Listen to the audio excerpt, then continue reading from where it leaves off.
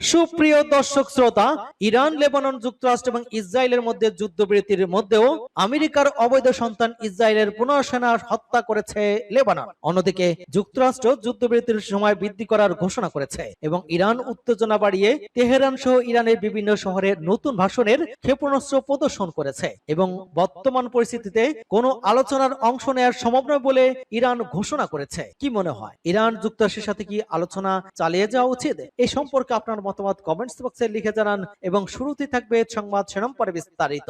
যুদ্ধবিরতির মাঝে ইসরায়েল হিজবুল্লাহর পাল্টাপাল্টি হামলা, আরো বিস্তারিত জানিয়ে দেব।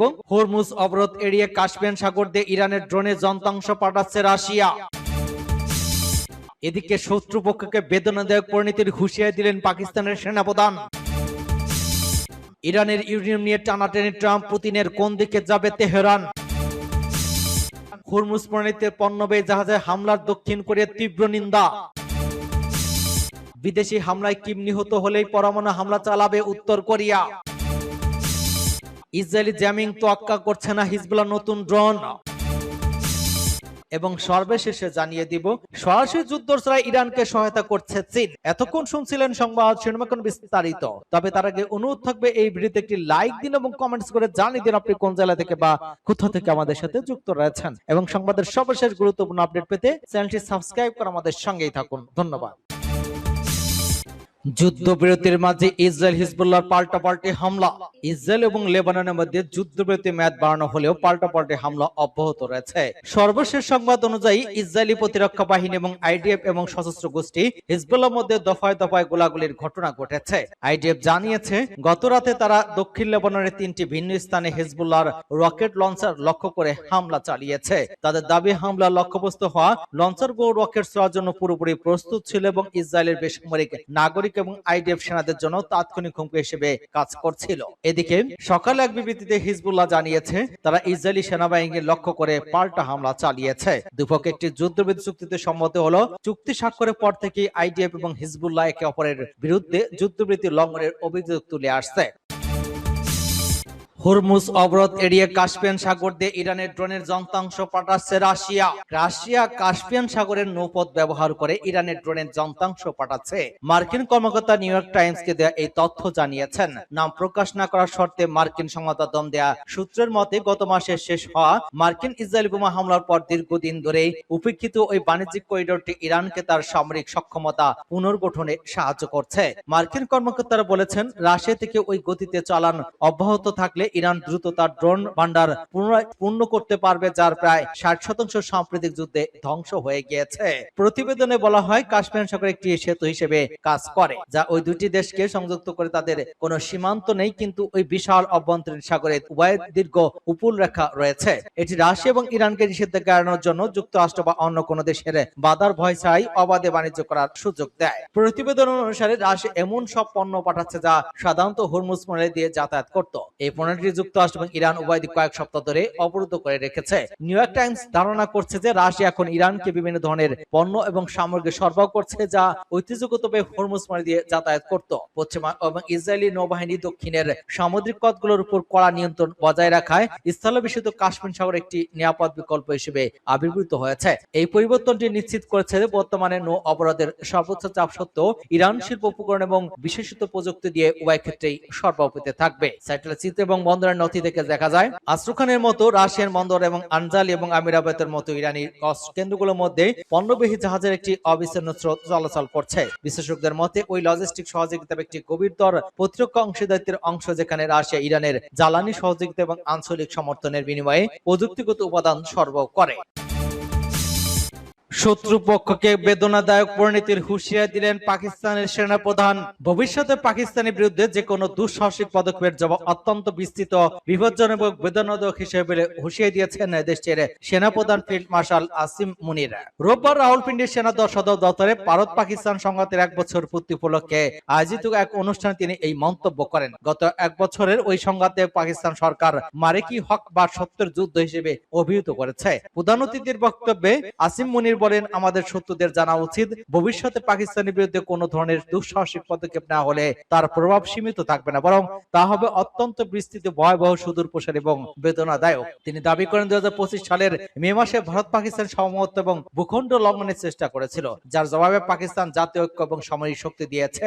আসিফ মনির আরো বলেন, মার্কাই হক শুধু দুটো দেশে বা দুই সেনাবাহিনীর মধ্যে প্রচলিত যুদ্ধ ছিল না, এটি ছিল দুটি মতাদর্শের মধ্যে নির্ধারক লড়াই, যেখানে আল্লাহর রহমতে সত্য জয় হয়েছে এবং মিথ্যার পরাজয় হয়েছে। তিনি অভিযোগ করেন, ভারত মনে করছিল সামরিক চাপ এবং কূটনীতিক বিচ্ছিন্নতার মাধ্যমে পাকিস্তানের দুর্বল করে আঞ্চলিক আধিপত্যতা প্রতিষ্ঠা করা সম্ভব হবে। তিনি বলেন, কিন্তু বাস্তবে বিশ্ব এবং প্রতিরক্ষা বিশ্লেষকরা জানান, ভারতের উচ্চাকাঙ্ক্ষা তাদের সক্ষমতা এবং বাস্তব অবস্থানের তুলনায় অনেক বড় প্রমাণিত হয়েছে। পাকিস্তানের সশস্ত্র বাহিনী কখনো শক্তির আধিপত্যে ভীত হয়নি এবং ভবিষ্যতেও হবে না।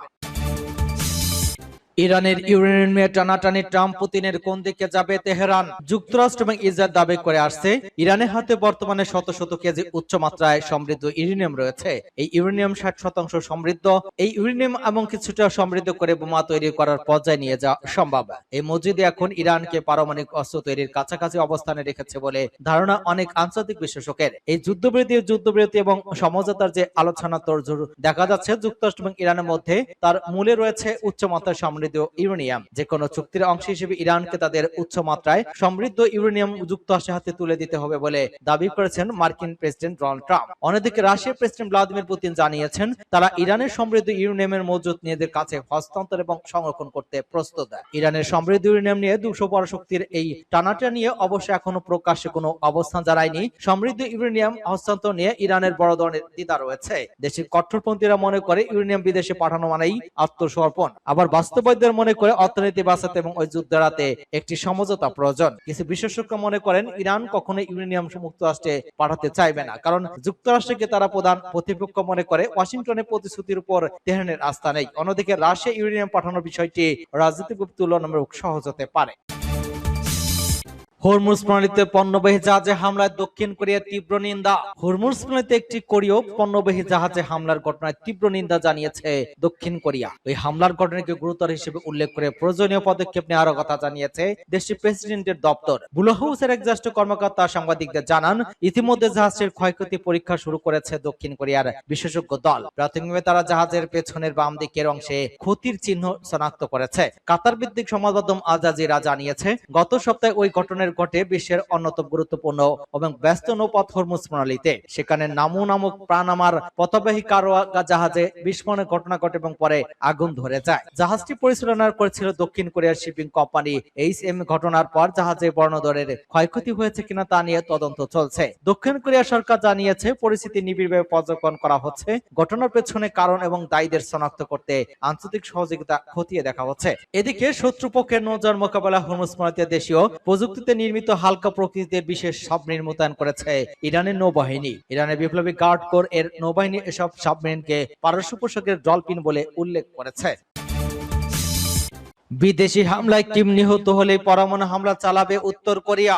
উত্তর কোরিয়ার শীর্ষ নেতা কিম জং উনকে কোনো বিদেশি শক্তি হত্যা করলে তাকে ক্ষমতাচ্যুত করার চেষ্টা করলে স্বয়ংক্রিয়ভাবে পাল্টা পারমাণবিক হামলা চালানো হবে, এমন বিধান যুক্ত করে সংবিধান সংশোধন করেছে পিয়ংইয়ং। সম্প্রতি ইরান ইসরায়েল যুক্তরাষ্ট্র সংঘাতের প্রেক্ষাপটে নিজেদের শীর্ষ নেতাদের নিরাপত্তা জোরদার করতে ওই পদক্ষেপ নেওয়া হয়েছে বলে ধারণা করা হচ্ছে। গত সপ্তাহে দক্ষিণ কোরিয়ার জাতীয় গোয়েন্দা সংস্থা দেশটির সরকারি জ্যেষ্ঠ কর্মকর্তাদের এক ব্রিফিং এ এই তথ্য জানায়। সংস্থাটি জানা, পিয়ংইয়ং অনুষ্ঠিত 15তম সুপ্রিম পিপলস অ্যাসেম্বলির প্রথম অধিবেশনে সাংবিধানিক ওই সংশোধনী গৃহীত হয়। নতুন নীতিমালা অনুযায়ী কিম জং উন যদি কোনো কারণে কমান্ড দেওয়ার অবস্থায় না থাকেন বা নিহত হন, তাহলে উত্তর কোরিয়ার পরমাণু অস্ত্র নিয়ন্ত্রণ ব্যবস্থা স্বয়ংক্রিয়ভাবে সক্রিয় হয়ে উঠবে। পরমাণু নীতি সংক্রান্ত আইনের সংশোধিত 3য় অনুচ্ছেদে বলা হয়েছে, শত্রুপক্ষের হামলা রাষ্ট্রের পারমাণবিক বাহিনী কমান্ড অ্যান্ড কন্ট্রোল ব্যবস্থা ঝুঁকির মধ্যে পড়লে তাৎক্ষণিক এবং স্বয়ংক্রিয়ভাবে পারমাণবিক হামলা চালানো হবে। আগে এটি আনুষ্ঠানিক নীতি হিসেবে থাকলেও এখন তা দেশের সংবিধানে ইসলামভাবে অন্তর্ভুক্ত করা হয়েছে। বিশ্লেষকদের মতে, সম্প্রতি ইরানের উপর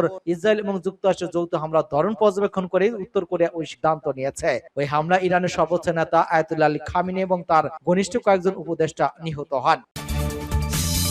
ইসরায়েলি জ্যামিং তোয়াক্কা করছে না হিজবুল্লাহ নতুন ড্রোন। লেবাননের সশস্ত্র গোষ্ঠী হিজবুল্লাহ ব্যবহৃত বিশেষ প্রযুক্তির ফার্স্ট পারসন ভিউ বা এফপিভি ড্রোন মোকাবেলা করতে গিয়ে ইসরায়েলি সামরিক বাহিনী ব্যাপক প্রতিরোধের সম্মুখীন হচ্ছে। ইসরায়েলি সংবাদ মাধ্যম দ্য জেরুজালেম পোস্টের এক প্রতিবেদনে এই তথ্য জানানো হয়েছে। প্রতিবেদনে বলা হয়েছে, হিজবুল্লাহ বর্তমানে ড্রোনগুলোর সঙ্গে যুক্ত ফাইবার অপটিক সুতো বা তার ব্যবহার করছে। ওই প্রযুক্তির ফলে ড্রোন চালকরা ম্যানুয়ালি বা হাতে কলমে ড্রোনগুলোকে লক্ষ্যবস্তুতে নিখুঁতভাবে পরিচালনা করতে পারছেন, যা ইসরায়েলের শক্তিশালী ইলেকট্রনিক জ্যাম্পিং বা সংকেত নিরোধক ব্যবস্থাকে ফাঁকি দিতে সক্ষম হচ্ছে। দ্য জেরুজালেম পোস্টের তথ্য মতে, হিজবুল্লাহর সম্প্রতি একটি ভিডিও ফুটেজ প্রকাশ করেছে, যেখানে দেখা যাচ্ছে যে একটি এফপি ড্রোন গত রোববার উত্তর সীমান্তে অবস্থিত ইসরায়েলের আকাশ প্রতিরক্ষা ব্যবস্থা আয়রন ডোমের ব্যাটারিতে সরাসরি আঘাত হানছে। ফাইবার অপটিক প্রযুক্তি ব্যবহারের ফলে ড্রোনটির নিয়ন্ত্রণ সংকেত মাঝপথে বিচ্ছিন্ন করা ইসরায়েলের পক্ষে সম্ভব হয়নি। গত সপ্তাহে ড্রোন লেবাননের প্রদর্শনের সময় ইসরায়েলি জ্যেষ্ঠ কর্মকর্তা ওই নতুন ধরনের ড্রোন শনাক্ত এবং তা প্রতিহত করার জন্য বেশ কিছু পরীক্ষামূলক কর্মসূচি নিয়ে আলোচনা করেছেন। তবে সংবাদপত্রটি উল্লেখ করেছে, হিজবুল্লাহ ওই প্রযুক্তিগত উন্নতির সঙ্গে পাল্লা দিতে ইসরায়েলি সামরিক বাহিনী এখন রিয়েল টাইম বা তাৎক্ষণিকভাবে খাপ খেয়ে নেওয়ার চেষ্টা চালিয়ে যাচ্ছে। সরাসরি যুদ্ধ চায় ইরানকে সহায়তা করছে চীন।